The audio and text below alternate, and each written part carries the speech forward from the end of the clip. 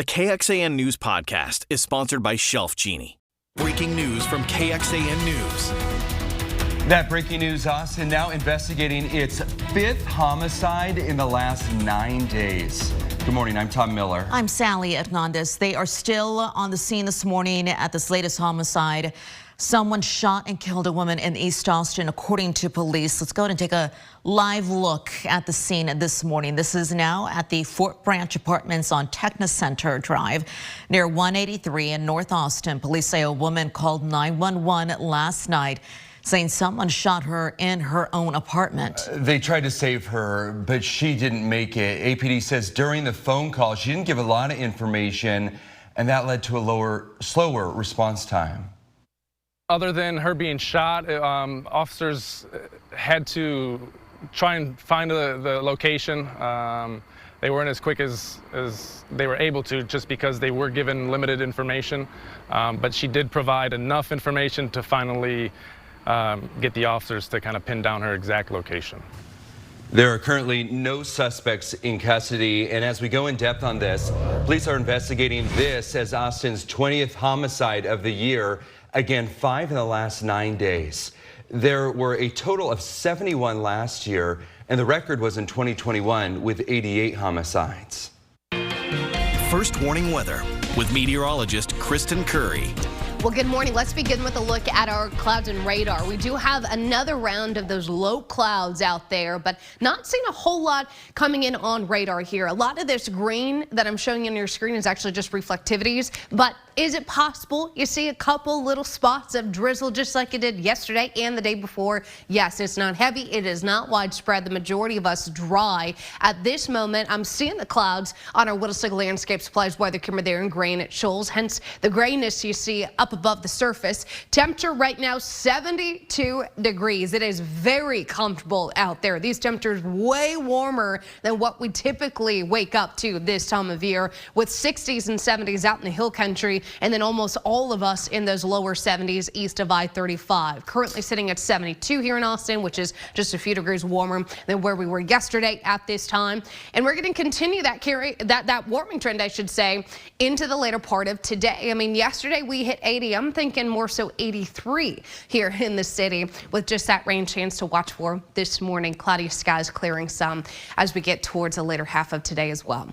Now, rain chances still on track for tonight, more so tomorrow. Tomorrow's been, over the last couple of days, what we've been telling you, the wettest day of the week, and that still holds true. I think Friday morning specifically is going to hold the better chance of rain. Looking forward, another low chance of rain over the weekend, but I'm not as convinced a lot of us are going to get as much rain with this next cold front, right? And this is pretty normal. Once the thing gets here, it seems like our rainfall totals back down. I'm going to show you the latest update, and we'll talk about the timing of how that could potentially impact your Friday plans. It's coming up in your first warning forecast.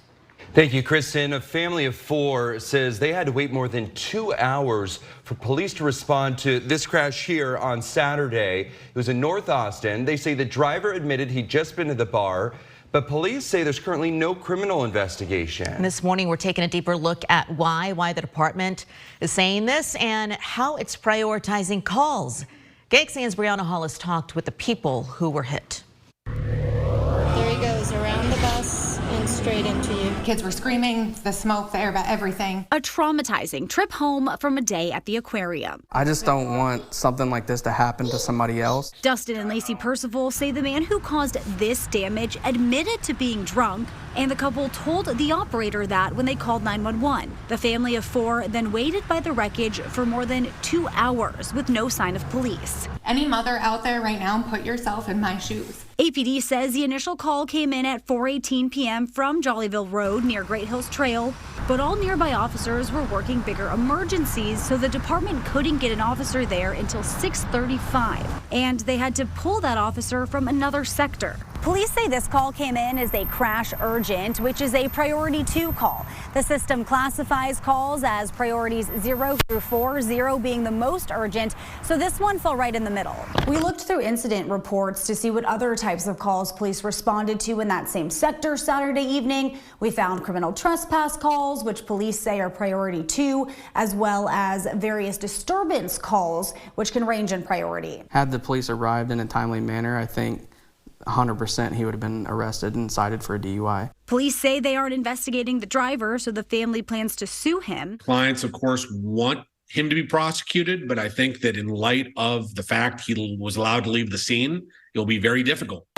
At home, their daughter's broken car seat sits in the garage next to Dustin's military gear. All packed up for field training he can't go to anymore because of the crash. Both wrists sprained. The whole family is still hurting. Her forehead, her nose, her chin, and we found out yesterday she pulled her groin. Very scary stuff, huh, baby? Brianna Hollis. Were you scared? KXAN News. Yeah.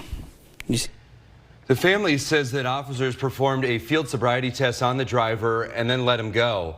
The Austin Police Association says having additional officers downtown for South by Southwest made it harder to staff patrol shifts in other parts of the city. In a statement, APD says its officers work hard while understaffed every day to handle a high volume of calls. But Saturday's response was, quote, differs from the level we hope to provide our community. For context on APD's response times, because of the staffing shortages, Austin Police changed how it responds to calls.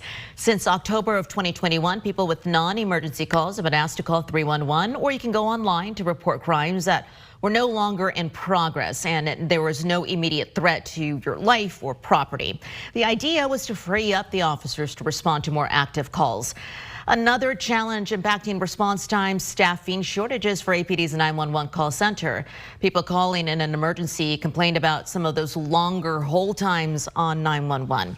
Now, the lack of police officers then sparked another issue. That was overtime. KXAN investigators found APD employees clocked in the most overtime of any city department last fiscal year. More than 537,000 hours, costing nearly $35 million. After an ice storm knocked out power, the potential changes that could impact power lines in the future. And another school shooting, this time in Denver. How police believe a student got their hands on a gun. Good morning, everyone. A live look outside from one of our many cameras. This one over in Granite Shoals. Kristen is back with the latest temperature forecast on this Thursday in just the next few minutes. But first, today, the Austin City Council's meeting, and it's looking at making changes to some of the city's power lines after the storm that we saw in February. There were broken tree limbs, branches hitting those lines, causing outages all over the city. Today, it is looking at conducting a feasibility study into burying some of the lines. Council could also direct the city manager to take inventory of emergency generators at all EMS and fire stations throughout the city. Meantime, it's going to get easier to commute throughout parts of Hays County. TxDOT in Hays County holding a ribbon cutting celebration today. This is for FM 2001, the West Realignment Project out near Buda. It's the first of 3 projects to widen and add bike lanes to the roadway between I-35 and State Highway 21. Today's ribbon cutting is at 10:30 in the morning. San Marcos wants to make sure people living with disabilities know what resources are available to them. It's going to host its inaugural Disability and Inclusion Awareness Expo. That's happening next week. Individuals with a disability, caregivers, family members, small businesses, all the owners there, or the ones who sign up, will have the opportunity to learn about some of the local and federal resources available. The expo starts at 10 in the morning next Wednesday, March 29th at the San Marcos Activity Center. So a heads up on that. New technology helping new parents warm up baby bottles quicker. Former President Trump could be indicted today. What is leading to a delay from a possible indictment? Coming up. This KXAN News podcast is brought to you by Shelf Genie. I'm Rosie Newberry from KXAN Studio 512. Considering replacing your kitchen cabinets? Struggling to find or reach things? Go to shelfgenie.com/Austin. Shelf Genie designs custom pull-out shelves for your existing cabinets, adding convenience and value to the most used room in your home. Shelf Genie custom pull-out shelves, everything in reach. Good morning. It is Thursday, March 23rd. Another live look outside to kick off your day. We're checking in with Kristen to see what your weather's going to look like today, how we're going to finish off the work week. And Erica's back as well. She's looking at your traffic in just the next few minutes. But first, the Texas Department of Public Safety, DPS, is investigating a threat to the Texas School for Deaf right here in Austin. So DPS says the school received a threatening call just yesterday on its switchboard. DPS sent troopers to the campus just to check it out to patrol. It says there was not an active threat. There was not a lockdown. And luckily, all students are on spring break right now. Well, there's new tech that will help new parents warm up their baby bottles easier. Yeah, this could be really helpful for a lot of families. Ember creating the first self-warming baby bottle. Consists of a rechargeable warming puck for the bottom. And then you put that magnetic bottle on top and turn it on. It says the bottle will reach the perfect temperature in just the next few minutes when you put it in there. The CEO says he got the idea out over a decade ago when his daughter was born. Squirting milk on your wrist, you're a new parent, you have all these anxieties. And so I thought, God, there's got to be a better way. Yeah, so he worked with a pediatrician to develop the bottle and app which tracks feedings and it offers guidance. It's expensive though. It's going to cost you $400. Well, you may see fewer monarch butterflies flying through Texas this season. A new report shows a sharp decline in the number of migrating to Mexico. The World Wildlife Fund says the number of monarch butterflies in Mexico each winter has continued to drop. It's down 22% in the last year. Now, eastern monarch butterflies travel up to 2,800 miles from as far as Canada and New England to their winter sites in Mexico forests. Now, changes in their habitats across North America are believed to be the cause of the butterflies' population decline, and certainly a favorite to see here in Central Texas. So some sad news for our little winged friends. Oh no! Yeah, it's a bummer. See that? But you know, there's still some out there, and there's still some things you can do to help them thrive in your backyard. I know I mentioned it earlier this week, but they love milkweed. Like that's the butterfly pizza. So if there you go. Can plant some milkweed in your front yard, backyard. That would be your opportunity to do your part to help them out. Let me show you what's going on with your forecast here, because clouds and radar not giving us anything too exciting. We could see some drizzle, yes, but all it's going to do is give you a couple little raindrops on your windshield, and that's it. There's no heavy rain out there this morning. As far as what we have with our temperatures, we look good. We feel even better. 72 degrees, south-southeast winds, less than 10 miles per hour right now, humidity at 87%. Your temperatures are in the upper 60s to low 70s area-wide, 72 Bastrop. Good morning, Rockdale. 72 as you guys are kicking off your Thursday. We've got upper 60s to low 70s out there in the hill country. Your day planner shows the 70s warming to the 80s today. We're getting right back to where we were yesterday, if not just a couple degrees warmer. 83 my forecast high here in the city of Austin. Rain chances again are low, and it's only 10% this morning. Drier skies later today. So let me spend some time on the cloud cover here, because I think as far as what's happening today, it's not going to be anything to get too worked up about, and even the cold front coming in tonight isn't looking as impressive as what initially showed. So this is 9 a.m. this morning, and we're already starting to see that drizzle fade on us. This is for your back end of today. Mix of more clouds than sun. Clouds will return overnight, but then you'll notice this line of storms coming in 4 or 5 a.m. tomorrow. So this is your Friday morning. We've got storms moving into the hill country before sunrise and then pushing into the Austin metro. But as they do so, they're starting to fall apart, right? Not looking nearly as impressive by 7, 8, 9 a.m. and then into our eastern counties. Not to say we're going to be totally dry. I still think there's going to be showers out there, but I'm not seeing as many thunderstorms. And most of this is still on track to clear just after lunchtime. In the back end of tomorrow, 3, 4, 5 p.m., we're good. You're going to see clear skies out there. So the overnight storm threat is still low, still a 1 out of 5 in the hill country, and that will take us to about 7 a.m. tomorrow morning.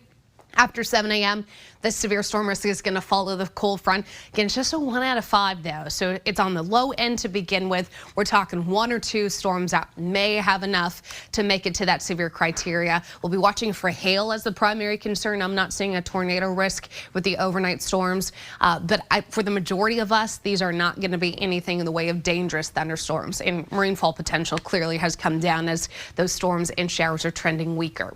So your 7-day forecast is a 10% chance, a few drizzle spots this morning with windy conditions and warm conditions this afternoon. Tomorrow's still going to be warm just because of the timing of the front. And you'll notice 60% chance of storms and showers. That's just going to be the first half of the day. Clear skies Friday, and that continues all day Saturday. Saturday's the day to get outside. Sunny and 80s. Next cold front pretty weak as well. Some low rain chances Sunday into Monday. Temperatures will be in the 70s for the first half of our next work week. Kristen, thank you. The teenager Denver police believe shot 2 people at a high school is dead. Police found his body last night. They believe that the student shot 2 staff members at East High School. This was yesterday in the morning. Police say the student had been under a safety plan, and that requires him to be patted down every day before going to school. During the search, he got a hold of a weapon and shot 2 faculty members. East High School will be closed for the rest of the week, with classes resuming after spring break. The deadliest drug threat in the country is now linked to the death of 4 Texans. The Drug Enforcement Agency says fentanyl is being mixed with xylazine. That is an animal tranquilizer. People who inject it often at risk of amputations. It's different from what we typically see with injection drugs. It's a different kind of skin effect. It doesn't, happen necessarily near an injection site. It can happen even with non-injection drugs. Those necrotizing ulcers are kind of just what they sound like. They can kill the skin. They can lead to infections that can be very, very serious. And since xylazine is not an opioid, Narcan will not help reverse an overdose. This is KXAN Sports, brought to you by Thomas J. Henry. Hi, good morning to you. Day 2 of match play gets underway at about 9:20 this morning out at Austin Country Club. Nothing decided on Wednesday, but boy, a win really helps the players' chances of advancing to the weekend. And we started with J.J. Spahn against U.S. Open champ Matt Fitzpatrick.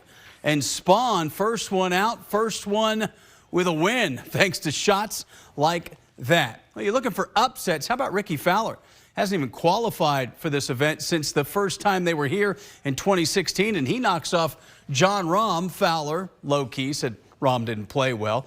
Meantime, Adam Scott played well when he had to. Big putt right here to close out Seamus Power and pick up a key victory. Rory McIlroy, a winner over Scott Stallings.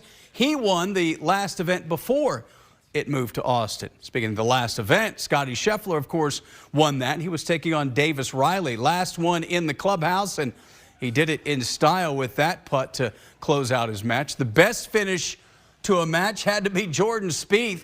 He was in charge against Mackenzie Hughes, but why not go out in style? A chip in for Spieth. Spieth playing well lately, and surprisingly, he thinks one of the keys is a little less talking. I've been trying to work on just kind of hitting and playing and not talking so much, and did an okay job of that. I would say I didn't do a great job of that on my last hole today. I was like, what am I doing hitting it over here, blah, blah, blah, and then I ended up holding the shot. So it doesn't necessarily affect how I play, but it is a lot less energy used up, it feels like, over the last couple weeks. Be interesting to see day 2 if that wind kicks up like we think it might. Longhorns are in Kansas City. They'll work out today ahead of tomorrow's Sweet 16 matchup with Xavier. Back to you. All right, thanks, Roger. You may soon be able to bet on sports legally in Texas. Momentum building to bring legal sports betting and some luxury casinos to Texas. Texas leaders are considering 2 bills, one for it, one against it. The first would allow online sports books to operate in Texas. The other would pave the way for luxury Vegas-style casinos. The Texas House discussed the bills yesterday, currently pending in committee. Representatives of major Texas franchises, sports franchise like the Astros and Cowboys and the Spurs, hope the bills will bring in billions of dollars. Now, others worry that the bills will put more Texans at risk of gambling addiction. Advocates arguing the enhanced regulations will keep more Texans, though, safe.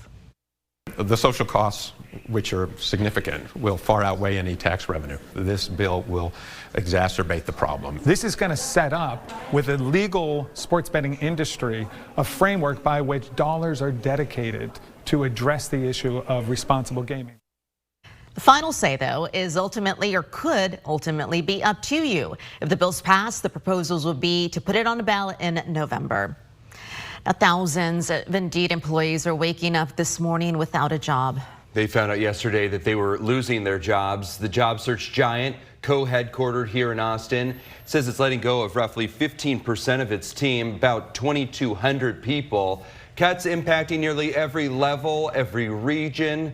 The CEO sending a notice out in an email. The reason, fewer job openings and sponsored jobs after a post-COVID boom. Still, local economists say there's no shortage of opportunity for tech talent in Austin. Austin can weather storms better because we have a diversified tech industry, because of the vibrant tech scene, because of the vibrant startup culture here. The CEO said the layoffs do not disproportionately impact women, underrepresented genders, or minorities. He also said he will be taking a 25% cut in his base pay. Well, digging deeper here, what are the requirements that the boss has to do to let the employees know that there's going to be a layoff to prepare them? Well, here in Texas, there is no law that prohibits an employer from conducting layoffs, but employees are protected by something called the WARN Act. It's Worker Adjustment and Retraining Notification Act. Employers must notify workers impacted by layoffs 60 days in advance. The notice must explain whether the layoffs are expected to be temporary or permanent, along with the expected date when the layoffs will start and the date when the employee will receive a termination letter.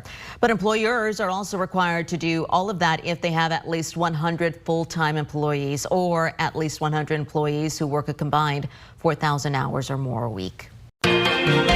Thanks for joining KXAN News today. You can also listen to KXAN News Nightly every weekday after 5:30 p.m. for in-depth coverage on what matters most to you.